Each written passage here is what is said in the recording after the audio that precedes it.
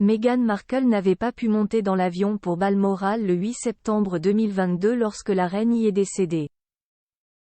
Le roi Charles III avait demandé à son fils Harry de venir seul au chevet de sa grand-mère.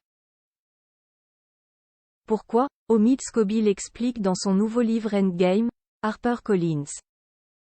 Elle n'est pas allée à son chevet. Plus d'un an après le décès de la reine Elisabeth II, les explications se bousculent toujours sur le pourquoi du comment de l'organisation des différents membres de la famille royale ce 8 septembre 2022, alors que la reine se mourrait dans son château de Balmoral en Écosse, loin de la capitale. Apprenant que sa grand-mère était sur le point de rendre l'âme, le prince Harry avait voulu prendre un vol depuis Londres avec sa femme Meghan. Le roi Charles III s'y était opposé comme le raconte Omid Scobie dans son livre Endgame dont The Mirror a obtenu les bonnes feuilles. Le roi Charles III a alors considéré que Meghan Markle ne devait pas venir avec son fils cadet au chevet de la reine, la femme de William, Catherine, restant à Londres pour aller chercher ses enfants à l'école. Rien de plus logique.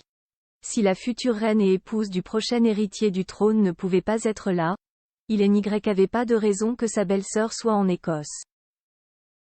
Charles a parlé du protocole, mais la réalité c'est que Kate avait choisi de rester pour aller chercher ses enfants, écrit l'auteur. Mais selon lui la réalité est ailleurs, il ne voulait pas de Meghan sur place, raconte un ancien conseiller du palais à Omid Scobie. D'après l'une de ses amies, Meghan a senti que sa présence n'était pas désirée. Meghan Markle, Trevor Engelson, Cory Vitiello, le prince Harry, qui sont les hommes à avoir marqué sa vie? Le prince Harry et sa famille au Royaume-Uni pour les fêtes, même si les relations se sont tendues depuis un an, le roi Charles III a accueilli avec plaisir le coup de fil de son fils et de sa femme pour son 75e anniversaire le 14 novembre dernier. Pas sûr pour autant que la famille se réunisse à Noël. Harry et Meghan ne devraient pas passer le réveillon à Sandringham dans le Norfolk auprès de la famille royale britannique, comme l'a rapporté l'expert Richard Fitzwilliams auprès de GB News et repris par The Mirror, ce mardi 14 novembre. Cela ne changera certainement pas maintenant. Ils n'ont pas de base en Grande-Bretagne.